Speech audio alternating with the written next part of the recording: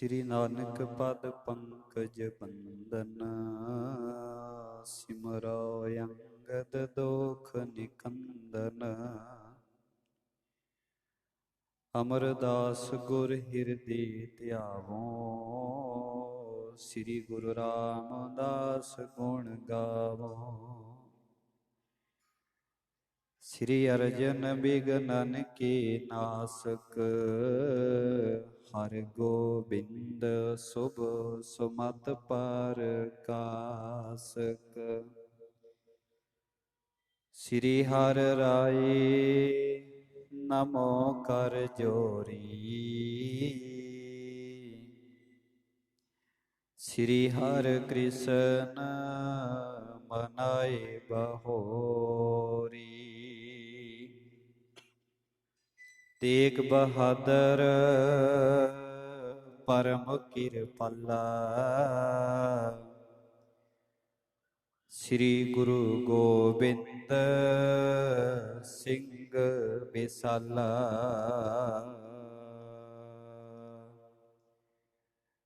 ਤਰੋਂ ਤਰਾ ਪਰ ਪੁਨ ਪੁਨ ਸੀਸਾ, ਬੰਦੋ ਬਾਰ ਬਾਰ ਜਗਤੀਸਾ।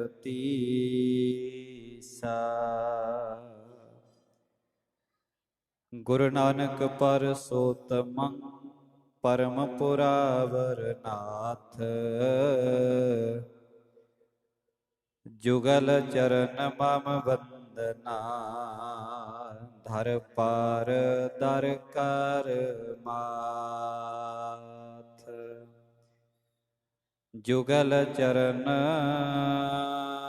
ਮਮ ਵੰਦਨਾ।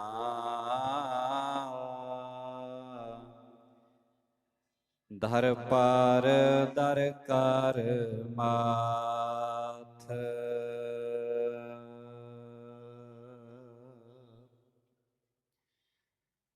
ਪਰਮ ਸਨਮਾਨਯੋਗ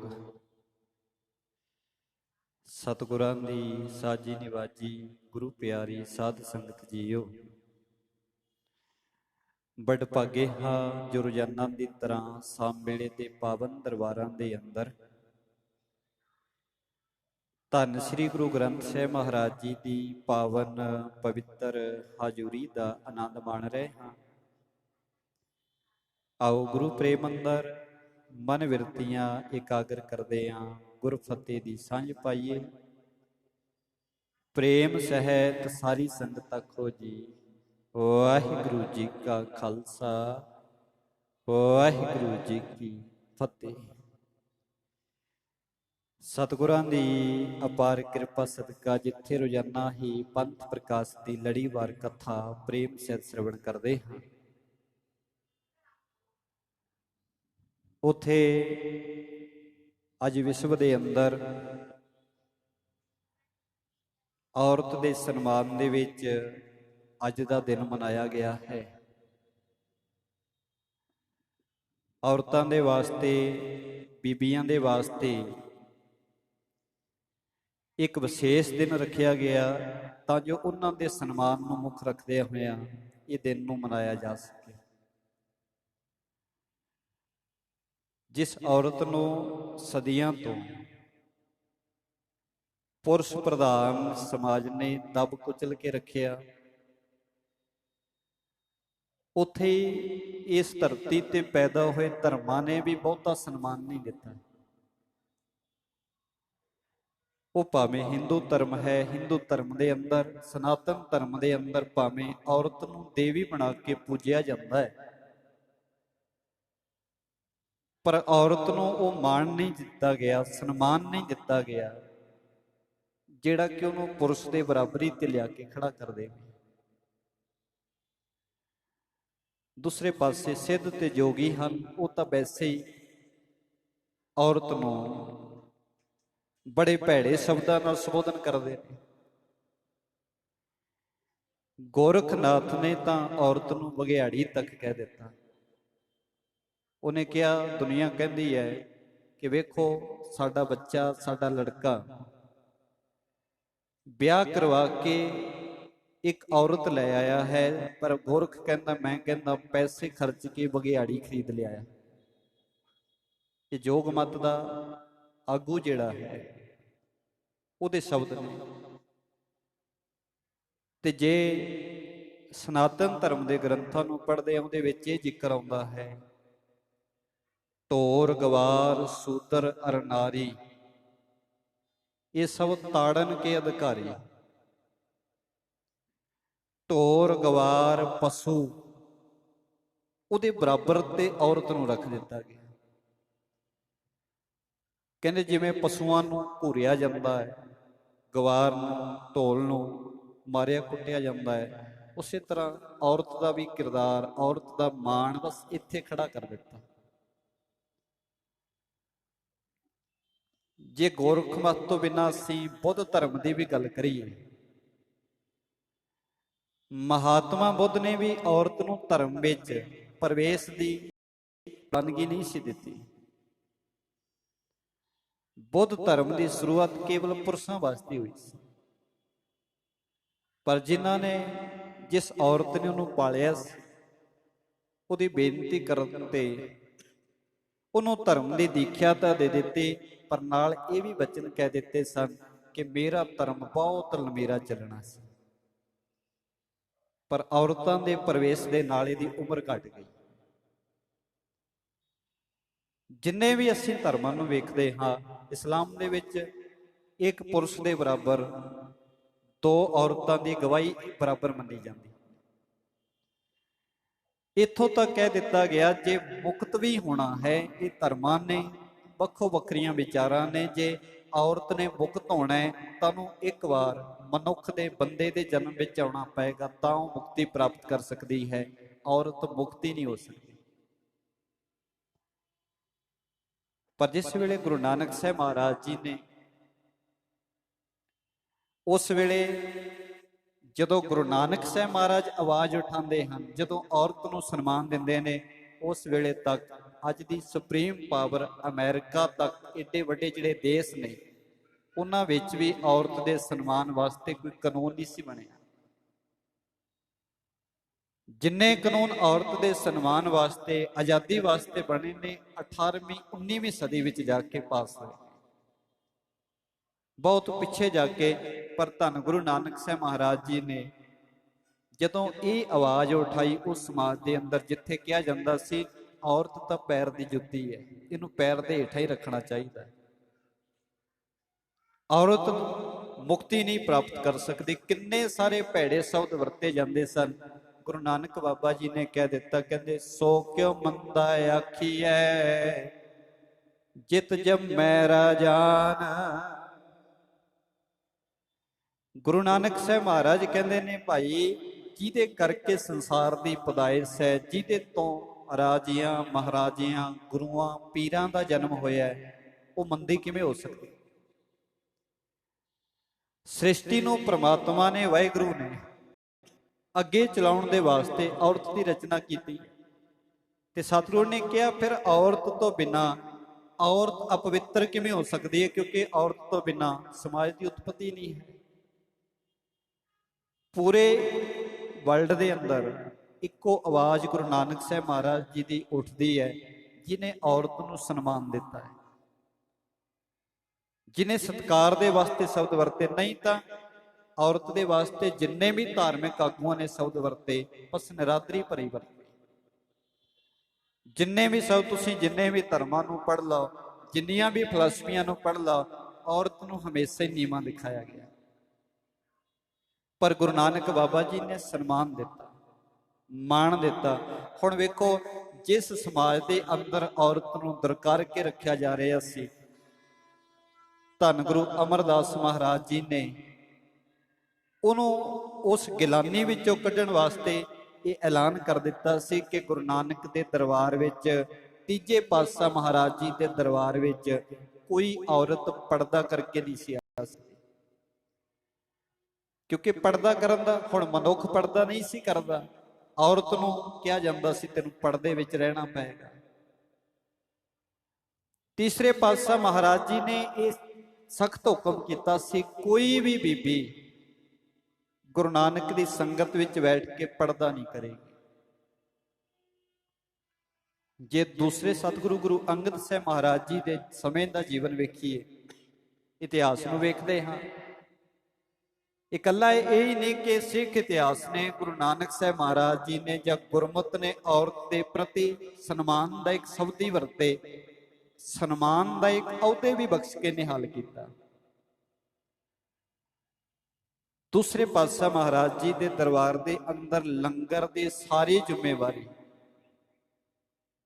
ਮਾਤਾ ਖੀਵੀ ਜੀ ਦੀ ਸੀ। ਗੁਰੂ ਕੀ ਬਾਣੀ ਵਿੱਚ ਵੀ ਬਚਨ ਆਉਂਦੇ,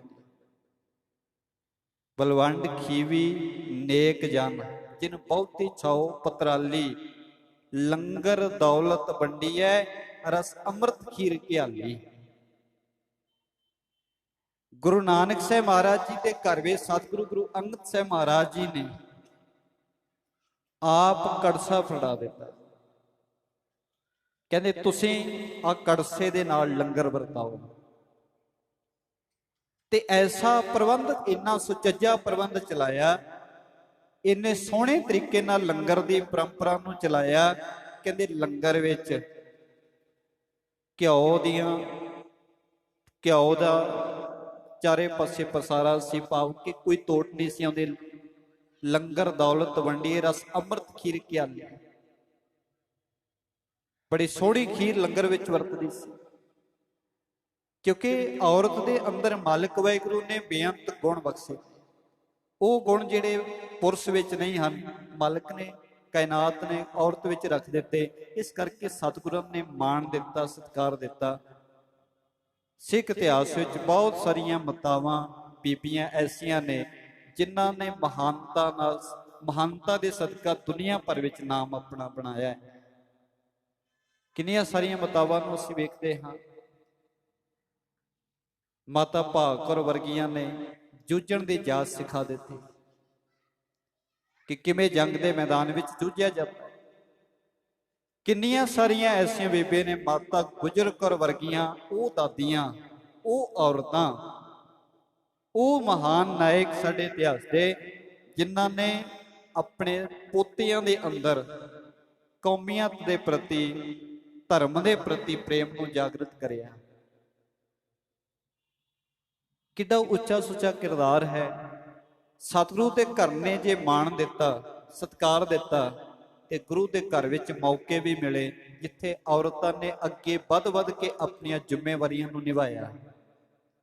ਬੜੇ ਸੁਚੱਜੇ ਢੰਗ ਨਾਲ ਨਿਭਾਉਣਾ ਕੀਤਾ। ਹੁਣ ਜਿੱਥੇ ਗੁਰੂ ਨਾਨਕ ਦੇ ਘਰ ਨੇ ਜਿੰਨੀ ਆਜ਼ਾਦੀ, ਕਿਉਂਕਿ ਜਦੋਂ ਔਰਤ ਦੀ ਆਜ਼ਾਦੀ ਦੀ ਗੱਲ ਚੱਲਦੀ ਹੈ ਤਾਂ ਹਮੇਸ਼ਾ ਹੀ ਔਰਤ ਦੀ ਆਜ਼ਾਦੀ ਤੇ ਗਲਤ ਅਰਥ ਲਏ ਜਾਂਦੇ। ਗੁਰੂ ਨਾਨਕ ਮਹਾਰਾਜ ਦੇ ਘਰ ਨੇ ਵੀ ਆਜ਼ਾਦੀ ਦਿੱਤੀ, ਕਿਉਂਕਿ ਬਾਕੀ ਧਰਮਾਂ ਵਿੱਚ ਔਰਤ ਨੂੰ ਪੂਜਾ ਕਰਨ ਦਾ ਅਧਿਕਾਰ ਨਹੀਂ ਸੀ। ਧਾਰਮਿਕ ਗ੍ਰੰਥਾਂ ਤੋਂ ਪਰੇ ਰੱਖਿਆ ਜਾਂਦਾ। ਇੱਥੋਂ ਤੱਕ ਅੱਜ ਵੀ ਇਹ ਕਿਹਾ ਜਾਂਦਾ ਹੈ ਕਿ ਔਰਤ ਆਪਣੀ ਜ਼ਿੰਦਗੀ ਦੇ ਮਹੀਨੇ ਵਿੱਚ 5 ਦਿਨ ਅਪਵਿੱਤਰ ਹੁੰਦੀ ਹੈ ਤੇ ਉਹ ਧਾਰਮਿਕ ਸਥਾਨ ਤੇ ਨਹੀਂ ਆ ਸਕਦੀ। ਪਰ ਗੁਰੂ ਬਾਬਾ ਜੀ ਨੇ ਕਹਿ ਦਿੱਤਾ, ਕਹਿਣ ਲੱਗੇ ਭਾਈ ਜੇ ਔਰਤ ਅਪਵਿੱਤਰ ਹੈ ਤਾਂ ਉਸ ਕਿਰਿਆ ਚੋਂ ਜਨਮ ਲੈਣ ਵਾਲਾ ਮਨੁੱਖ ਪਵਿੱਤਰ ਕਿਵੇਂ ਹੋ ਸਕਦਾ ਹੈ? ਕਿਉਂਕਿ ਜਿਨ੍ਹਾਂ ਦਿਨਾਂ ਨੂੰ ਅਪਵਿੱਤਰ ਗਿਣਿਆ ਜਾਂਦਾ ਹੈ, ਜੇ ਉਹ ਦਿਨ ਹੀ ਨਾ ਹੋਵਣ ਤੇ ਸੰਸਾਰ ਦੀ ਪੈਦਾਇਸ਼ ਨਾ ਹੋਵੇ। ਇਸ ਕਰਕੇ ਗੁਰੂ ਨਾਨਕ ਸਾਹਿਬ ਮਹਾਰਾਜ ਦੇ ਘਰ ਨਹੀਂ ਮਾਣ ਦਿੱਤਾ ਹੈ, ਸਤਿਕਾਰ ਦਿੱਤਾ ਹੈ, ਤੇ ਇਹ ਮਾਣ ਦਿੱਤਾ ਹੈ ਜੇ ਸਿੱਖ ਇੱਕ ਪੁਰਸ਼ ਗੁਰੂ ਕੀ ਬਾਣੀ ਪੜ੍ਹ ਸਕਦਾ ਸੰਗਤ ਵਿੱਚ ਬੈਠ ਕੇ, ਔਰਤ ਵੀ ਪੜ੍ਹ ਸਕਦੀ। ਗੁਰੂ ਘਰ ਦੀ ਜਿੰਨੀ ਮਰਜ਼ਾਦਾ ਹੈ, ਜਿਸ ਅਕਾਲ ਤਖਤ ਸਾਹਿਬ ਦੀ ਸਿੱਖ ਰਹਿਤ ਮਰਜ਼ਾਦਾ ਨੂੰ ਪੜ੍ਹ ਕੇ ਵੇਖੀਏ, ਉਹਦੇ ਵਿੱਚ ਬਕਾਇਦਾ ਇਸ ਗੱਲ ਦਾ ਜ਼ਿਕਰ ਹੈ ਕਿ ਜਦੋਂ 5 ਪਿਆਰੇ ਸਹਿਬਾਨ ਖੰਡੇ ਵਾਟੇ ਦੀ ਪੌਲ ਤਿਆਰ ਕਰਦੇ ਨੇ, ਉਹਦੇ ਵਿੱਚ ਬੀਬੀਆਂ ਵੀ ਸ਼ਾਮਲ ਹੋ ਸਕਦੀਆਂ।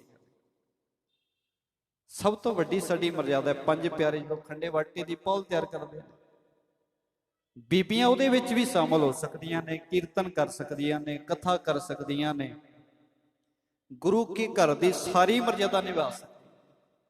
ਸਤਿਗੁਰੂ ਨੇ ਕਹਿ ਦਿੱਤਾ ਹੁਣ ਔਰਤ ਨੂੰ ਜਨੇਊ ਪਾਉਣ ਦਾ ਅਧਿਕਾਰ ਨਹੀਂ ਸੀ। ਗੁਰੂ ਨਾਨਕ ਬਾਬਾ ਜੀ ਨੇ ਤਾਂ ਸਵਾਲ ਹੀ ਪੰਡਤ ਨੂੰ ਇਹ ਪੁੱਛਿਆ ਸੀ ਜਦੋਂ ਜਨੇਊ ਪਾਉਣ ਲੱਗੇ, ਕਹਿਣ ਲੱਗੇ ਠੀਕ ਹੈ ਪੰਡਤ ਜੀ, ਜਨੇਊ ਪਵਾ ਲਵਾਂਗਾ, ਪਰ ਪਹਿਲਾਂ ਦੱਸੋ ਮੇਰੀ ਭੈਣ ਦੇ ਕਿਉਂ ਨਹੀਂ ਪਾਇਆ। ਪੰਡਤ ਹਰਦਿਆਲ ਜੀ ਕਹਿਣ ਲੱਗੇ ਔਰਤਾਂ ਨਹੀਂ ਪਾ ਸਕਦੀ। ਗੁਰੂ ਬਾਬਾ ਜੀ ਨੇ ਕਿਹਾ ਔਰਤ ਨੂੰ ਧਰਮ ਦੀ ਜ਼ਰੂਰਤ ਨਹੀਂ ਹੈ। ਕਹਿਣ ਲੱਗੇ ਨਹੀਂ ਜੀ, ਸਾਡੀਆਂ ਪਰੰਪਰਾਵਾਂ ਨੇ, ਉਹਦੇ ਮੁਤਾਬਕ ਔਰਤ ਜਨੇਊ ਨਹੀਂ ਪਹਿਨ ਸਕਦੀ। ਇਹ ਬੰਦੇ ਵਾ ਗੁਰੂ ਨਾਨਕ ਬਾਬਾ ਜੀ ਕਹਿੰਦੇ ਜਿਹੜਾ ਇੱਕ ਭੈਣ ਤੇ ਭਰਾ ਵਿੱਚ ਹੀ ਫਰਕ ਪਾ ਰਿਹਾ ਜਨੇਊ, ਮੈਂ ਨਹੀਂ ਪਹਿਨਾਂਗਾ, ਮੈਨੂੰ ਨਹੀਂ ਜ਼ਰੂਰਤ ਹੈ, ਨਾ ਮੇਰੀ ਮਾਤਾ ਨੇ ਪਹਿਨਿਆ ਨਾ ਭੈਣ ਨੇ ਪਹਿਨਿਆ, ਫਿਰ ਮੈਂ ਵੀ ਕਿਉਂ ਪਹਿਨਾਂ। ਪਰ ਜਦੋਂ ਗੁਰੂ ਗੋਬਿੰਦ ਸਿੰਘ ਮਹਾਰਾਜ ਜੀ ਨੇ ਬਖਸ਼ਿਸ਼ ਕੀਤੀ, ਰਹਿਮਤ ਕੀਤੀ, ਸਤਿਗੁਰਾਂ ਨੇ ਕਿਹਾ ਜੀ ਸਿੱਖ ਸੈਲਫ ਡਿਫੈਂਸ ਦੇ ਵਾਸਤੇ, ਆਤਮ ਰੱਖਿਆ ਦੇ ਵਾਸਤੇ ਸ੍ਰੀ ਸਾਹਿਬ ਪਹਿਨੇਗਾ, ਔਰਤ ਵੀ ਪਹਿਨੇਗੀ। ਜੇ ਸਿੱਖ ਨੂੰ ਕਿਹਾ ਸਿੰਘ ਨੇ, ਮੇਰੇ ਸ਼ੇਰ ਪੁੱਤਰ ਨੇ, ਔਰਤ ਦੇ ਵਾਸਤੇ ਕੌਰ ਸ਼ਬਦ ਵਰਤਿਆ ਜਿਹਦਾ ਹੁੰਦਾ ਲਾਡਲਾ ਰਾਜਕੁਮਾਰ, ਪਿਆਰਾ ਰਾਜਕੁਮਾਰ, ਕੌਰ ਸ਼ਬਦ ਕਿ ਮੇਰੇ ਪੁੱਤਰ ਨੇ, ਇਹ ਧੀਆਂ ਵੀ ਘੱਟ ਨਹੀਂ, ਇਹ ਵੀ ਮੇਰੇ ਛੋਟੇ ਰਾਜਕੁਮਾਰ। ਇਹ ਮਾਣ ਦੇ ਕੇ ਗੁਰੂ ਸਾਹਿਬ ਨੇ ਬਖਸ਼ਿਸ਼ ਕੀਤਾ। ਹੁਣ ਜਿਸ ਵੇਲੇ ਖੰਡੇ ਵਾਟੇ ਦੀ ਪੌਲ ਦਾ ਜ਼ਿਕਰ ਅਸੀਂ ਕਰਦੇ ਹਾਂ, ਉਸ ਵੇਲੇ ਮਾਤਾ ਸਾਹਿਬ ਕੌਰ ਜੀ ਆ ਕੇ ਪਤਾਸੇ ਵਿੱਚ ਪਾਉਂਦੇ ਨੇ, ਆ ਕੇ ਅੰਮ੍ਰਿਤ ਵਿੱਚ ਮਿਠਾਸ ਘੋਲਦੇ ਨੇ। ਜਿੰਨੀਆਂ ਇਹ ਘਟਨਾਵਾਂ ਨੇ ਜਿਹਦੇ ਤੋਂ ਪਤਾ ਲੱਗਦਾ ਹੈ ਕਿ ਮਾਣ ਜਿਹੜਾ ਹੈ, ਸਤਿਕਾਰ ਜਿਹੜਾ ਹੈ, ਗੁਰੂ ਨਾਨਕ ਦੇ ਕਰਨੇ ਦਿੱਤਾ ਹੈ। ਪਰ ਜਦੋਂ ਇਸ ਗੱਲ ਦੀ ਜਿਹੜੀ ਆਜ਼ਾਦੀ ਵਿਚਾਰਾਂ, ਹੁਣ ਕਥਾ ਕਰਨ ਦੀ, ਗੁਰੂ ਕੀ ਬਾਣੀ ਪੜ੍ਹਨ ਦੀ, ਗੁਰੂ ਘਰ ਦੀ ਮਰਿਆਦਾ ਨਿਭਾਉਣ ਦੀ, ਅਗਵਾਈ ਕਰਨ ਦੀ, ਲੰਗਰ ਦੀਆਂ ਸੇਵਾਵਾਂ ਕਰਨ ਦੀ, ਜਿੱਥੇ ਵੀ ਵੇਖੋ ਔਰਤਾਂ ਨੂੰ ਪ੍ਰਧਾਨਤਾ ਦਿੱਤੀ ਜਾਂਦੀ ਹੈ। ਪਰ ਜੇ ਇਹਦਾ ਅਸੀਂ ਗਲਤ ਅਰਥ ਲਵਾਂਗੇ, ਜਿਵੇਂ ਸਮਾਜ ਲੈਂਦਾ ਹੈ, ਜੇ ਗੁਰਦੁਆਰਾ ਸਾਹਿਬ ਆਉਣਾ ਹੈ, ਗੁਰਦੁਆਰਾ ਸਾਹਿਬ ਆਉਣ ਵਾਸਤੇ ਪਹਿਰਾਵਾ ਪ੍ਰਵਾਨਿਤ ਹੀ ਪਹਿਨਣਾ ਪਏਗਾ। ਇਹ ਨਹੀਂ ਕਿ ਕਹਿ ਦਿੱਤਾ ਜਾਏ ਜੀ ਹੁਣ ਆਜ਼ਾਦੀ ਤੇ ਰੋਕ ਹੈ, ਇੱਥੇ ਸੰਗਤ ਵਿੱਚ ਆਉਣ ਵਾਸਤੇ ਪਹਿਰਾਵਾ ਪ੍ਰਵਾਨਿਤ ਪਹਿਨਣਾ ਪਏਗਾ, ਸਮਾਜਿਕ ਪਹਿਨਣਾ ਪਏਗਾ, ਜਿਹਨੂੰ ਸਮਾਜ ਪ੍ਰਵਾਨਗੀ ਦਿੰਦਾ। ਕੁਝ ਸਮਾਜ ਦੇ ਜਿਹੜੇ ਬੰਧਨ ਬਣੇ ਹੋਏ, ਜਿਹੜੇ ਸਮਾਜ ਦੇ ਕਰਕੇ ਸਮਾਜ ਨੂੰ ਪਵਿੱਤਰ ਰੱਖਣ ਦੇ ਵਾਸਤੇ ਜਿਹੜਾ ਕਿਰਦਾਰ ਦਾ ਇੱਕ ਮਾਪਦੰਡ ਬਣਾਇਆ ਹੋਇਆ, ਉਹ ਵੀ ਰੱਖਣਾ ਪਏਗਾ। ਆਜ਼ਾਦੀ ਦਾ ਭਾਵ ਇਹ ਨਹੀਂ ਕਿ ਅਸੀਂ ਬੇਲਗਾਮ ਹੋ ਜਾਈਏ, ਆਜ਼ਾਦੀ ਦਾ ਭਾਵ ਹੁੰਦਾ ਹੈ ਕਿ ਅਸੀਂ ਸੋਹਣੇ ਤਰੀਕੇ ਨਾਲ ਸੋਹਣੇ ਸਮਾਜ ਦੀ ਰਚਨਾ ਕਰ ਸਕੀਏ। ਤੇ ਗੁਰੂ ਨਾਨਕ ਸਾਹਿਬ ਮਹਾਰਾਜ ਨੇ ਇਹਦੇ ਵਾਸਤੇ ਸਾਡੇ ਤੇ ਕਿਰਪਾ ਕੀਤੀ ਹੈ, ਸਾਨੂੰ ਆਜ਼ਾਦੀ ਦਿੱਤੀ ਹੈ, ਸੋਚਣ ਦੀ, ਬੋਲਣ ਦੀ, ਵਿਚਾਰਨ ਦੀ, ਅੱਗੇ ਵਧਣ ਦੀ। ਇਸ ਕਰਕੇ ਅੱਜ ਦਾ ਜਿਹੜਾ ਦਿਨ ਮਨਾਇਆ ਜਾ ਰਿਹਾ ਹੈ, ਪੂਰੇ ਸਾਰੇ ਦੁਨੀਆ ਅੰਦਰ ਮਨਾਇਆ ਗਿਆ ਹੈ, ਮਹਿਲਾਂ ਦੇ ਸਨਮਾਨ, ਔਰਤਾਂ ਦੇ ਸਨਮਾਨ ਵਿੱਚ ਦਿਨ ਹੈ। ਪਰ ਮੈਂ ਕਹਿੰਦਾ ਸਿੱਖ ਹਰ ਦਿਨ ਹੀ ਔਰਤ ਦਾ ਸਨਮਾਨ ਕਰਦਾ ਹੈ, ਇੱਕ ਦਿਨ ਨਹੀਂ, ਵਿਸ਼ੇਸ਼ ਦਿਨ ਨਹੀਂ। ਸਿੱਖ ਆਪਣੇ ਜਨਨੀ ਦਾ, ਮਾਤਾ ਦਾ ਔਰਤ ਦੇ ਰੂਪ ਵਿੱਚ ਰੋਜ਼ ਹੀ ਸਤਿਕਾਰ ਕਰਦਾ ਹੈ। ਜਿਹੜੀ ਮਾਤਾ ਹੈ ਉਹਦਾ ਸਿੱਖ ਰੋਜ਼ ਹੀ ਸਤਿਕਾਰ ਕਰੇਗਾ। ਸਿੱਖ ਆਪਣੀ ਭੈਣ ਦਾ ਔਰਤ ਦੇ ਰੂਪ ਦੇ ਵਿੱਚ ਰੋਜ਼ ਹੀ ਸਤਿਕਾਰ ਕਰਦਾ ਹੈ, ਪਤਨੀ ਦਾ ਸਤਿਕਾਰ ਕਰਦਾ ਹੈ। ਹੋਰ ਜਿਹੜੀਆਂ ਔਰਤਾਂ ਨੇ ਉਹਨਾਂ ਨੂੰ ਬਣਦੀ ਰਿਸਪੈਕਟ ਦਿੰਦਾ ਹੈ, ਉਹਨਾਂ ਨੂੰ ਬਣਦਾ ਸਨਮਾਨ ਦਿੰਦਾ ਹੈ। ਇਹ ਸਿੱਖ ਦਾ ਰੋਜ਼ ਦਾ ਹੀ ਕੰਮ ਹੈ। ਇਹ ਇੱਕ ਦਿਨ ਦੇ ਸਨਮਾਨ ਦੀ ਗੱਲ ਗੁਰੂ ਨਾਨਕ ਦੇ ਘਰ ਵਿੱਚ ਨਹੀਂ, ਸਿੱਖ ਨੇ ਤਾਂ ਰੋਜ਼ ਹੀ ਸਨਮਾਨ ਦੇਣਾ ਹੈ। ਔਰਤ ਕਿਸੇ ਵੀ ਰੂਪ ਵਿੱਚ ਹੈ, ਕਿਸੇ ਵੀ ਰਿਸ਼ਤੇ ਵਿੱਚ ਹੈ, ਸਿੱਖ ਨੇ ਆਪਣਾ ਕਿਰਦਾਰ ਉੱਚਾ ਰੱਖਦਿਆਂ ਹੋਇਆ, ਗੁਰੂ ਦੀ ਕਿਰਪਾ ਦੇ ਪਾਤਰ ਬਣਦਿਆਂ ਹੋਇਆ ਹਮੇਸ਼ਾ ਹੀ ਸਨਮਾਨ ਨਾਲ ਵੇਖਣਾ ਹੈ। ਪਰ ਜਦੋਂ ਅਸੀਂ ਸਮਾਜ ਨੂੰ ਵੇਖਦੇ ਹਾਂ ਤਾਂ ਕਿਤੇ ਨਾ ਕਿਤੇ ਸਾਨੂੰ ਔਰਤ ਹੀ ਔਰਤ ਦੇ ਵਿਰੋਧ ਵਿੱਚ ਖੜੀ ਨਜ਼ਰ ਆਉਂਦੀ ਹੈ। ਜਦੋਂ ਅਸੀਂ ਘਰਾਂ ਵਿੱਚ ਅੱਜ ਸਾਡੇ ਸਮਾਜ ਵਿੱਚ ਚੱਲ ਰਿਹਾ ਹੈ, ਇੰਨਾ ਸ਼ਾਇਦ ਬੰਦਾ ਨਹੀਂ ਸ਼ਾਇਦ ਨਫ਼ਰਤ ਕਰਦਾ ਹੋਵੇ ਜੇ ਘਰ ਵਿੱਚ ਲੜਕੀ ਜਨਮ ਲੈਂਦੀ ਹੈ, ਜਿੰਨੀ ਔਰਤ ਹੀ ਔਰਤ ਤੋਂ ਨਫ਼ਰਤ ਕਰਨ ਲੱਗ ਪੈਂਦੀ ਹੈ। ਜੇ ਦਾਜ ਦਹੇਜ ਦੀ ਗੱਲ ਚੱਲਦੀ ਹੈ, ਉੱਥੇ ਫਿਰ ਆਪਸ ਵਿੱਚ ਲੜਾਈ ਝਗੜੇ। ਜਦੋਂ ਔਰਤ ਇੱਕ ਬੱਚੀ ਹੈ ਉਦੋਂ ਵੱਖਰਾ ਨਜ਼ਰੀਆ ਹੈ, ਪਰ ਜਦੋਂ ਔਰਤ ਇੱਕ ਵੱਖਰੇ ਰਿਸ਼ਤੇ ਦੇ ਰੂਪ ਦੇ ਵਿੱਚ, ਸੱਸ ਦੇ ਰੂਪ ਦੇ ਵਿੱਚ ਕਹਿ ਲਈਏ ਜਾਂ ਨੂੰਹ ਦੇ ਰੂਪ ਦੇ ਵਿੱਚ ਸਾਹਮਣੇ ਆਉਂਦੀ ਹੈ, ਉੱਥੇ ਆ ਕੇ ਆਪਣੀ ਸੋਚ ਵੱਖਰੀ ਬਣਾ ਲੈਂਦੇ। ਅਜੇ ਜ਼ਰੂਰਤ ਹੈ ਕਿ ਜੇ ਔਰਤਾਂ ਨੂੰ ਸਨਮਾਨ ਦੇਣਾ ਹੈ, ਸਮਾਜ ਕੋਲੋਂ ਅਸੀਂ ਸਨਮਾਨ ਦੀ ਆਸ ਰੱਖਦੇ ਹਾਂ, ਤਾਂ ਔਰਤ ਨੂੰ ਵੀ ਔਰਤ ਦਾ ਸਨਮਾਨ ਕਰਨਾ ਪਏਗਾ। ਔਰਤ ਨੂੰ ਵੀ ਵੇਖਣਾ ਪਏਗਾ ਕਿਤੇ ਮੈਂ ਹੀ ਆਪਣੀ ਜਾਤੀ ਦੇ ਨਾਲ ਨਫ਼ਰਤ ਤਾਂ ਨਹੀਂ ਕਰ ਰਹੀ। ਜਿੱਥੇ ਸਮਾਜ ਦੇ ਵਿੱਚ ਚਾਰੇ ਪਾਸੇ ਔਰਤਾਂ ਅੱਗੇ ਵਧ ਰਹੀਆਂ ਨੇ, ਉੱਥੇ ਆਪਸ ਵਿੱਚ ਹੀ ਈਰਖਾ ਜਿਹੜੀ ਹੈ ਔਰਤਾਂ ਵਿੱਚ ਹੀ ਵੱਧ ਗਈ ਹੈ।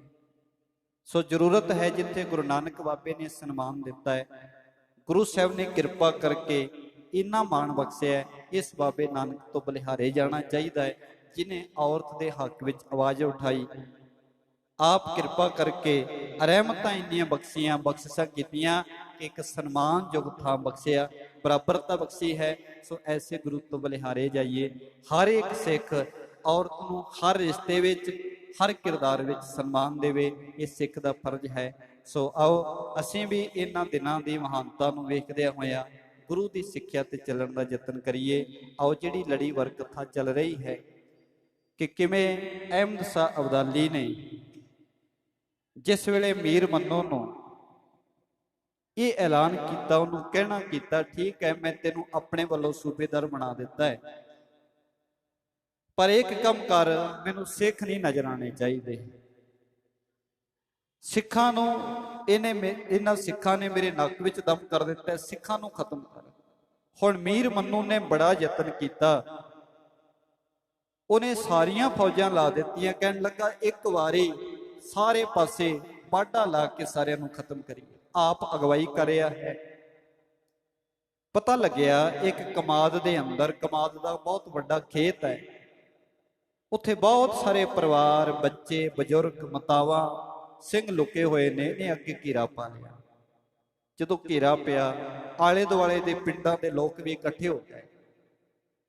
ਸਾਰੇ ਲੋਕ ਡਰ ਰਹੇ ਨੇ, ਕਿਉਂਕਿ ਪਤਾ ਹੈ ਸਿੱਖ ਤਾਂ ਮਾਰੇ ਹੀ ਮਾਰੇ ਜਾਣੇ ਨੇ, ਮਾਰੇ ਅਸੀਂ ਵੀ ਜਾਣਾ ਹੈ, ਕਿਉਂਕਿ ਇਹਨੇ ਕਹਿਣਾ ਤੁਸੀਂ ਇਹਨਾਂ ਨੂੰ ਇੱਥੇ ਲੁਕੋ ਕੇ ਰੱਖਿਆ। ਹੁਣ ਜਦੋਂ ਐਸਾ ਮਾਹੌਲ ਬਣਿਆ, ਕਿਆ ਨੀਐਨ ਪਿੱਛੇ ਕਿਆ ਹੋਏ, ਕਹੇ ਪਿੰਡ ਤੁਮ ਰੱਖੇ ਲਕੋਏ। ਲੋਕ ਆਪਸ ਵਿੱਚ ਹੌਲੀ ਹੌਲੀ ਗੱਲਾਂ ਕਰਦੇ ਨੇ, ਕਹਿੰਦੇ ਸਿੱਖਾਂ ਦਾ ਤਾਂ ਸੁਭਾਅ ਹੈ, ਉਹ ਤਾਂ ਮੌਤ ਤੋਂ ਡਰਦੇ ਨਹੀਂ, ਉਹ ਤਾਂ ਜੇ ਫੜੇ ਵੀ ਜਾਣਗੇ ਜਾਂ ਮਾਰੇ ਵੀ ਜਾਣਗੇ ਤਾਂ ਵੀ ਪਰਵਾਹ ਨਹੀਂ ਕਰਨੇ, ਪਰ ਸਾਨੂੰ ਬੜਾ ਔਖਾ ਹੋ ਜਾਣਾ, ਸਾਨੂੰ ਇਹ ਇਲਜ਼ਾਮ ਲਾ ਕੇ ਮਾਰਿਆ ਜਾਏਗਾ ਕਿ ਤੁਸੀਂ ਸਿੱਖ ਲੁਕੋ ਕੇ ਰੱਖਦੇ ਹੋ। ਹਾਹਾਕਾਰ ਵਾ ਲੋਕਣ ਕੀਓ, ਤਾਂ ਸਤਿਗੁਰੇ ਮੈਂ ਭਾਣੇ ਭਇਓ। ਹੁਣ ਜਦੋਂ ਇਹ ਸਮਾਂ ਸੀ, ਜਦੋਂ ਇਹ ਸਮਾਂ ਚੱਲ ਰਿਹਾ ਸੀ ਮੀਰ ਮੰਨੂ ਦਾ, ਜ਼ੁਲਮਾਂ ਦੀ ਅੱਤ ਹੋ ਚੁੱਕੀ ਸੀ। ਸਿੱਖਾਂ ਨੂੰ ਘਰਾਂ ਵਿੱਚ ਰਹਿਣਾ ਤਾਂ ਵੱਖਰੀ ਗੱਲ, ਪਿੰਡਾਂ ਦੇ ਨੇੜੇ ਤੇੜੇ ਸਿੱਖ ਵੇਖ ਲੈਂਦੇ ਸਨ, ਲੋਕੀ ਰੌਲਾ ਪਾ ਦਿੰਦੇ ਸਨ, ਦੂਰ ਦੌੜ ਜਾਓ, ਕਿਤੇ ਸਾਡਾ ਪਿੰਡ ਨਾ ਉਜੜਵਾ ਦਿਓ, ਸਾਡਾ ਪਿੰਡ ਨਾ ਕਿਤੇ ਤੁਹਾਡੇ ਪਿੱਛੇ ਲੱਗ ਕੇ ਉਜੜ ਜਾਵੇ। ਕਿਹੋ ਜਿਹੇ ਭਿਆਨਕ ਹਾਲਾਤ ਬਣ ਗਏ ਸਨ। ਹੁਣ ਸਿਆਣੇ ਕਹਿੰਦੇ ਨੇ ਅੱਤ ਖੁਦਾ ਦਾ ਬੈਰ ਹੈ। ਜਦੋਂ ਬੰਦੇ ਦੇ ਪਾਪਾਂ ਦਾ ਘੜਾ ਭਰ ਜਾਂਦਾ ਤੇ ਫੁੱਟਦਾ ਹੀ ਫੁੱਟਦਾ ਹੈ। ਹੁਣ ਮੀਰ ਮੰਨੂ ਨੇ ਜਦੋਂ ਜ਼ੁਲਮਾਂ ਦਾ ਅੰਤ ਕਰ ਦਿੱਤਾ, ਬਿਲਕੁਲ ਅੱਤ ਕਰ ਦਿੱਤੀ, ਉਸ ਵੇਲੇ ਲੋਕਾਂ ਵਿੱਚ ਹਾਹਾਕਾਰ ਮੱਚੀ ਪਈ ਸੀ। ਪਰਮਾਤਮਾ ਨੇ ਇੱਕ ਭਾਣਾ ਵਰਤਾਇਆ, ਸੇਖ ਪਾਓ ਘੋੜਾ ਭਇਓ ਬਜੀਰ, ਗਿਰਿਓ ਭੂਮ ਮਦ ਝੂਮ ਸੋਗੀਰ।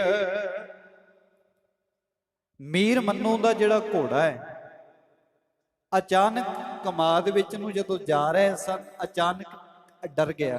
ਕਈ ਵਾਰੀ ਪਸ਼ੂ ਅਚਾਨਕ ਕਿਸੇ ਪਾਸੇ ਤੋਂ ਡਰ ਜਾਂਦਾ ਹੈ। ਜਿਸ ਵੇਲੇ ਘੋੜਾ ਡਰਿਆ, ਤੇ ਘੋੜੇ ਦਾ ਇੱਕ ਸੁਭਾਅ ਹੈ, ਜਦੋਂ ਡਰ ਜਾਏ ਇੱਕਦਮ ਪਿੱਛੇ ਨਾ ਮੁੜਿਆ ਜਾਏ ਤੇ ਅਗਲੇ ਆਪਣੇ ਪੈਰ ਉਤਾਂਹ ਚੁੱਕ ਕੇ ਖੜਾ ਹੋ ਜਾਂਦਾ ਹੈ। ਜਿਸ ਵੇਲੇ ਘੋੜਾ ਡਰਿਆ, ਇਹਨੇ ਉਸ ਵੇਲੇ ਉਹਦੀ ਲਗਾਮ ਖਿੱਚਣ ਦਾ ਯਤਨ ਕੀਤਾ, ਉਹਨੂੰ ਟਿਕਾਉਣ ਦੇ ਵਾਸਤੇ। ਜਿਉਂ ਹੀ ਇਹਨੇ ਲਗਾਮ ਖਿੱਚੀ, ਘੋੜਾ ਆਪਣੇ ਪਿਛਲੇ ਦੋ ਪੈਰਾਂ ਤੇ ਖੜਾ ਹੋ ਗਿਆ, ਅਗਲੇ ਪੈਰ ਉਹਨੇ ਉੱਤੇ ਚੁੱਕ ਲਏ। ਹੁਣ ਜਦੋਂ ਇੱਕਦਮ ਘੋੜਾ ਆਪਣੇ ਪੈਰ ਉੱਤੇ ਚੁੱਕ ਲੈਂਦਾ ਹੈ, ਤੇ ਜਿਹੜਾ ਉੱਪਰ ਬੈਠਾ ਹੋਇਆ ਸਵਾਰ ਹੁੰਦਾ ਹੈ, ਪਿਛਾਂ ਨੂੰ ਗਿਰ ਪੈਂਦਾ। ਜਿਸ ਵੇਲੇ ਮੀਰ ਮੰਨੂ ਦੇ ਘੋੜੇ ਨੇ ਪੈਰ ਉਤਾਂਹ ਚੁੱਕੇ ਨੇ, ਅਚਾਨਕ ਇਹ ਘਟਨਾ ਵਾਪਰੀ। ਮੀਰ ਮੰਨੂ ਵੀ ਘੋੜੇ ਤੋਂ ਫਿਸਲ ਕੇ ਜ਼ਮੀਨ ਤੇ ਜੜ ਗਿਆ ਹੈ। ਇੱਕ ਪੈਰ ਮਦ ਫਸਿਓ ਰਕਾਬ, ਗਈ ਜਾਨ ਬਹੁ ਪਾਏ ਅਜਾਬ। ਪਰ ਜਿਸ ਵੇਲੇ ਡਿੱਗਣ ਲੱਗਿਆ, ਇੱਕ ਪਾਸੇ ਦਾ ਪੈਰ ਤਾਂ ਨਿਕਲ ਗਿਆ ਰਕਾਬ ਵਿੱਚੋਂ, पर एक पासे वाला पैर रकाब दे विच फसे ही रह गया। हुण घोड़ा डरिया होया सी, बड़ा तकड़ा घोड़ा सी। मीर मन्नो दा एक पैर रकाब विच फसिया होया ते घोड़ा दौड़ी जा रहा। हुण जदों दौड़दे होए घोड़े दे पैरां विच मीर मन्नो दा शरीर लगदा इधर उधर हुंदा है, घोड़ा होड़ रही जांदा है, ਉਹ ਹੋਰ ਤੇਜ਼ੀ ਨਾਲ ਦੌੜਦਾ ਹੈ। ਹੁਣ ਜਦੋਂ ਬੰਦਾ ਹੇਠਾਂ ਲਟਕ ਰਿਹਾ ਹੋਵੇ, ਘੋੜਾ ਦੌੜ ਰਿਹਾ ਹੋਵੇ, ਉਹਦੇ ਪੈਰ ਵੀ ਲੱਗਣੇ ਨੇ, ਇਹ ਵੈਸੇ ਵੀ ਖਿੱਚਦਾ ਹੋਇਆ ਚਲਾ ਜਾਂਦਾ ਹੈ। ਜਿਹੜਾ ਮੀਰ ਮੰਨੋ ਬੇਅੰਤ ਜ਼ੁਲਮ ਕਰਦਾ ਸੀ, ਸਿੱਖਾਂ ਨੂੰ ਘਰਾਂ ਵਿੱਚੋਂ ਕਮਾਦਾਂ ਵਿੱਚੋਂ ਕੱਢ ਕੱਢ ਕੇ ਮਾਰਦਾ ਸੀ, ਅੱਜ ਹਾਲਤ ਇਹ ਹੋ ਗਈ ਪੈਰ ਰਕਾਬ ਵਿੱਚ ਫਸਿਆ ਹੋਇਆ ਹੈ, ਘੋੜੇ ਦੇ ਪੈਰਾਂ 'ਚ ਲੱਗਦਾ ਜਾਂਦਾ ਹੈ, ਹੇਠਾਂ ਘਿਸਰਦਾ ਚਲਿਆ ਜਾ ਰਿਹਾ ਹੈ। ਬੜੀ ਔਖੀ ਜਾਨ ਫਸ ਗਈ। ਇੱਕ ਤਾਂ ਹੁੰਦਾ ਹੈ ਅਚਾਨਕ ਇੱਕ ਤਲਵਾਰ ਦਾ ਫੱਟ ਲੱਗਣਾ ਤੇ ਬੰਦੇ ਦੀ ਮੌਤ ਹੋ ਜਾਣੀ, ਇਹ ਕਿਸ ਤਰ੍ਹਾਂ ਖਿੱਚ ਖਿੱਚ ਕੇ ਮਰਨਾ ਬੜਾ ਦੁਖਦਾਈ ਹੈ। ਹੁਣ ਜਿਸ ਵੇਲੇ ਮੀਰ ਮਨੂ ਨੂੰ ਘਸੀਟੀ ਜਾ ਰਿਹਾ ਹੈ, ਸਿੰਘਣ ਸ਼ਿਕਾਰ ਤੁਰਕਣ ਭੁੱਲ ਗਇਓ, ਫੜਿਓ ਤਾਂ ਸੋ ਪੀ ਛੱਡ ਗਇਓ। ਹੁਣ ਸਾਰੀ ਸੈਨਾ ਨੂੰ ਸਿੰਘਾਂ ਦਾ ਸ਼ਿਕਾਰ ਕਰਨਾ ਤਾਂ ਭੁੱਲ ਗਿਆ, ਘੇਰਾ ਜਿਹੜਾ ਪਾ ਕੇ ਰੱਖਿਆ ਸੀ ਸਾਰਿਆਂ ਦਾ ਤੋੜ ਰਹੇ ਨੇ ਮੀਰ ਮਨੂ ਦੀ। ਹਾਏ ਹਾਏ ਦੀਆਂ ਆਵਾਜ਼ਾਂ ਆ ਰਹੀਆਂ ਨੇ ਦੂਰ ਤੱਕ। ਹੁਣ ਘੋੜੇ ਨੂੰ ਫੜੇ ਕਿਹੜਾ? ਘੋੜਾ ਡਰਦਾ ਹੋਇਆ ਦੌੜਦਾ, ਜੇ ਕੋਈ ਉਹਦੇ ਪਿੱਛੇ ਵੀ ਦੌੜੇਗਾ ਹੋਰ ਤੇਜ਼ ਦੌੜੇਗਾ। ਇਸ ਕਰਕੇ ਹੁਣ ਘੋੜਾ ਦੌੜੀ ਜਾਂਦਾ ਹੈ, ਖੇਤਾਂ ਵਿੱਚ ਖਿੱਚੀ ਫਿਰ ਰਿਹਾ ਹੈ ਮੀਰ ਮਨੂ ਦੇ ਸਰੀਰ ਨੂੰ। ਹੁਣ ਜਿੰਨੇ ਕੋ ਸਿੱਖ ਉਹਨਾਂ ਨੇ ਪਕੜੇ ਸਨ ਉਹਨਾਂ ਨੂੰ ਵੀ ਛੱਡ ਕੇ ਮੀਰ ਮਨੂ ਦੇ ਬਚਾਅ ਵਾਸਤੇ ਸਾਰੀ ਸੈਨਾ ਦੇਖਣ ਲੱਗ ਪਈ ਹੈ। ਐਸੋ ਭਇਓ ਮਨੂ ਹਵਾਲ 1800 पर 23 ਸਾਲ। ਹੁਣ ਜਿਸ ਵੇਲੇ ਐਸੇ ਹਾਲਾਤ ਹੋ ਗਏ ਮਨੂ ਦੇ, ਸਰੀਰ ਸਾਰਾ ਹੀ ਉਧੇੜ ਦਿੱਤਾ ਘੋੜੇ ਨੇ, ਖਿੱਚਦਿਆਂ ਖਿੱਚਦਿਆਂ ਘਿਸਦਿਆਂ ਘਿਸਦਿਆਂ ਸਰੀਰ ਦਾ ਬੁਰਾ ਹਾਲ ਹੋ ਗਿਆ। ਬੜੇ ਭੈੜੇ ਹਾਲਾਤਾਂ ਵਿੱਚ ਮੀਰ ਮਨੂ ਦੀ ਮੌਤ ਹੋਈ। ਘਸੀੜਦਿਆਂ ਘਸੀੜਦਿਆਂ ਘੋੜੇ ਨੇ ਮਾਰ ਦਿੱਤਾ। 1823 ਵਿੱਚ ਜਿਹੜਾ ਸੰਮਤ ਹੈ, ਭਾਵ ਕਿ 1766 ਈਸਵੀ ਦੇ ਵਿੱਚ ਮੀਰ ਮਨੂ ਦੀ ਇਸ ਤਰ੍ਹਾਂ ਘੋੜੇ ਨਾਲ ਖਿੱਚਦਿਆਂ ਹੋਇਆ ਮੌਤ ਹੋ ਗਈ। ਉਹ ਮੀਰ ਮਨੂ ਜਿਨੇ ਸਿੱਖਾਂ ਉੱਤੇ ਜ਼ੁਲਮ ਕਰਨ ਦਾ ਬਸ ਰਿਕਾਰਡ ਹੀ ਤੋੜ ਦਿੱਤੇ ਸਨ, ਅਤਿਅੰਤ ਜ਼ੁਲਮ ਕੀਤੇ ਸਨ, ਆਪਣੇ ਵੱਲੋਂ ਇਹਨੇ ਹਰ ਤਰੀਕਾ ਵਰਤਿਆ ਸੀ, ਪਰ ਅਖੀਰ ਤੇ ਆ ਮਿੱਟੀ ਦੀ ਢੇਰੀ ਬਣ ਗਿਆ, ਮਿੱਟੀ ਵਿੱਚ ਘਿਸਦਾ ਹੋਇਆ ਅਖੀਰ ਪ੍ਰਾਣ ਤਿਆਗ ਗਿਆ। दोहरा एक वर्ष कावली रहियो माधुर हेले देश, नवाब सवण पैसे दे और लाहौर मली उन बेस। ਹੁਣ ਮੀਰ ਮਨੂ ਦਾ ਤਾਂ ਇਸ ਤਰੀਕੇ ਨਾਲ ਖਾਤਮਾ ਹੋ ਗਿਆ ਹੈ। ਦੂਜੇ ਪਾਸੇ ਅਹਿਮਦ ਸ਼ਾਹ ਅਬਦਾਲੀ 1 ਸਾਲ ਤੱਕ ਇਸ ਸੁਹੇਲ ਖੰਡ ਦੇ ਇਲਾਕੇ ਵਿੱਚ ਵਿਚਰਦਾ ਰਿਹਾ। ਉਹਨੇ ਇਸ ਇਲਾਕੇ ਵਿੱਚ ਰਹਿ ਕੇ ਆਪਣੀ ਪਕੜ ਨੂੰ ਮਜ਼ਬੂਤ ਕੀਤਾ। ਸਾਰੇ ਪਾਸੇ ਉਹਨੇ ਆਪਣੀ ਪੂਰੀ ਪੈਂਠ ਬਣਾ ਲਈ, ਸਾਰੇ ਇਲਾਕਿਆਂ ਨੂੰ ਜਿੱਤ ਰਿਹਾ ਹੈ। ਲਾਹੌਰ ਤੋਂ ਲੈ ਕੇ ਇਸ ਪਾਸੇ ਤੱਕ ਉਹਦਾ ਕਬਜ਼ਾ ਹੋ ਚੁੱਕਿਆ ਹੈ। ਚੌਪਈ जे सब उसकी कथा कथइये, ग्रंथ बदे कुछ सुख न पइये। कवि रतन सिंह जी भंगू कहते जे अहमद शाह अब्दाली ने जो किया, जिथे जिथे जिवें कीता, जे वो सारी कथा कहन लग पईए तो ग्रंथ का आकार बहुत वध जाएगा ते ज्यादा उहदे विच सानू को सुनने वास्ते, क्योंकि उहदियां अपनियां गल्लां ने, जिवें जिवें उहने किले जिते जा जो कुछ कीता। कवि जी कहते इस करके मैं संखेप विच ही उहदे जिवें उहने कीता उहदा वर्णन करके अगे चलांगा। जुद पयो बड़ भाऊ साथ, उसमें बहुत बदत है बात। कहते मराठियां दे नाल बड़ी सख्त लड़ाई हुई, जिहड़ी आपां पिछे गल कर ही चुके हैं। पानीपत के मैदान के अंदर जिमें मराठियां नूं अहमद शाह अब्दाली ने हराया, बड़ी भयानक लड़ाई हुई सी। ताते छोखम बात सुनाओ, ग्रंथ बदन ते अदक डराओ। कवि जी कहते इस करके मैं संखेप जी गल्लां तुहानूं दसदा हाँ, तां जो ग्रंथ का आकार ना बहुता वधे। सब तुरकण जो बात बनाई, हिंदू मराठे सब दे गवाई। ਸਾਰੇ ਤੁਰਕਾਂ ਨੇ ਤੇ ਗਿਲਜੀਆਂ ਨੇ ਮਿਲ ਕੇ ਇਹ ਗੱਲ ਬਣਾ ਲਈ, ਇਹ ਮਤਾ ਪਕਾ ਲਿਆ ਕਿ ਮਰਹੱਟਿਆਂ ਦਾ ਕਿਤੇ ਰਾਜ ਨਹੀਂ ਬਟਿਆ ਰਹਿਣਾ ਚਾਹੀਦਾ। ਇਹਨਾਂ ਨੂੰ ਰਲ ਕੇ ਪਹਿਲਾਂ ਖਦੇੜਨਾ ਕਰੀਏ, ਫਿਰ ਬਾਅਦ ਵਿੱਚ ਆਪਣਾ ਆਪ ਹੀ ਵੇਖ ਲਵਾਂਗੇ। ਨਵਾਬ ਵਜ਼ੀਰ ਨੇ ਫੌਜ ਮੰਗਾਈ, ਹਿੰਦੂਆਂ ਨੂੰ ਉੱਪਰ ਦੌੜ ਕਰਾਈ। ਨਜੀਬ ਖਾਂ ਵਜ਼ੀਰ ਨੇ ਅਹਿਮਦ ਸ਼ਾਹ ਅਬਦਾਲੀ ਦੀ ਸਹਾਇਤਾ ਦੇ ਨਾਲ ਬਹੁਤ ਫੌਜ ਮੰਗਵਾ ਲਈ ਹੈ। ਹਿੰਦੂਆਂ ਉੱਤੇ ਬੜੇ ਰੱਜ ਕੇ ਇਹਨਾਂ ਨੇ ਜ਼ੁਲਮ ਕੀਤੇ। ਮਥਰਾ ਮਾਰ ਬੰਦੇ ਬਹੁ ਕਰੇ, ਬੱਚਿਓ ਸੋ ਜੋ ਰਹਿਓ ਨਾ ਘਰੇ। ਮਥਰਾ ਨੂੰ ਇਹਨਾਂ ਨੇ ਪੂਰੀ ਤਰ੍ਹਾਂ ਲੁੱਟਣਾ ਕੀਤਾ ਹੈ। ਮਥਰਾ ਦੇ ਮੰਦਰ ਲੁੱਟ ਲਏ, ਢਹਿ ਢੇਰੀ ਕਰ ਦਿੱਤੇ। ਬਹੁਤ ਸਾਰੇ ਹਿੰਦੂਆਂ ਨੂੰ ਇਹਨਾਂ ਨੇ ਮਥਰਾ ਵਿੱਚ ਬੰਦੀ ਵਿੱਚ ਪਾਇਆ, ਕੈਦ ਵਿੱਚ ਕਰ ਲਿਆ ਹੈ। ਬਸ ਉਹੀ ਬਚਿਆ ਜਿਹੜਾ ਇਹਨਾਂ ਦੇ ਹੱਥ ਨਾ ਆ ਸਕਿਆ, ਜਿਹੜਾ ਆਪਣੇ ਘਰੋਂ ਬਾਹਰੋਂ ਦੌੜ ਕੇ ਕਿਤੇ ਚਲਾ ਗਿਆ, ਉਹ ਬਚਿਆ। ਬਾਕੀ ਸਾਰਿਆਂ ਤੇ ਇਹਨਾਂ ਨੇ ਤਕੜੇ ਜ਼ੁਲਮ ਕਰ ਦਿੱਤੇ। ਇਸ ਤਰ੍ਹਾਂ ਹੁਣ ਜਿਸ ਵੇਲੇ ਇਹ ਸਾਰਾ ਕੁਝ ਚੱਲ ਰਿਹਾ ਹੈ, ਇੱਕ ਪਾਸੇ ਅਹਿਮਦ ਸ਼ਾਹ ਅਬਦਾਲੀ ਇੱਧਰ ਅਲੀਗੜ੍ਹ ਵੱਲ, ਜਿਹਨੂੰ ਕੋਇਲ ਦਾ ਕਿੜਾ ਕਿਹਾ ਜਾਂਦਾ ਹੈ, ਇਸ ਇਲਾਕੇ ਵਿੱਚ ਵੀ ਵਿਚਰ ਰਿਹਾ ਹੈ। ਸੋ ਆਓ ਬਾਕੀ ਦਾ ਜਿਹੜਾ ਪ੍ਰਸੰਗ ਹੈ ਆਪਾਂ ਕੱਲ ਦੀ ਦੀਵਾਨ ਵਿੱਚ ਸ਼ਰਵਣ ਕਰਾਂਗੇ। ਸਤਿਗੁਰੂ ਰਹਿਮਤਾਂ ਕਰਨ, ਅਸੀਂ ਗੁਰੂ ਦੀ ਮੱਤ ਤੇ ਚੱਲ ਕੇ ਸਤਿਗੁਰੂ ਦੀ ਸਿੱਖਿਆ ਦੇ ਮੁਤਾਬਕ ਜ਼ਿੰਦਗੀ ਜੀ ਸਕੀਏ ਜੀ। ਹੋਈਆਂ ਭੁੱਲਾਂ ਦੀ ਖਿਮਾ ਪ੍ਰੇਮ ਨਾਲ ਆਖੋ ਜੀ। ਵਾਹਿਗੁਰੂ ਜੀ ਕਾ ਖਾਲਸਾ, ਵਾਹਿਗੁਰੂ ਜੀ ਕੀ ਫਤਿਹ।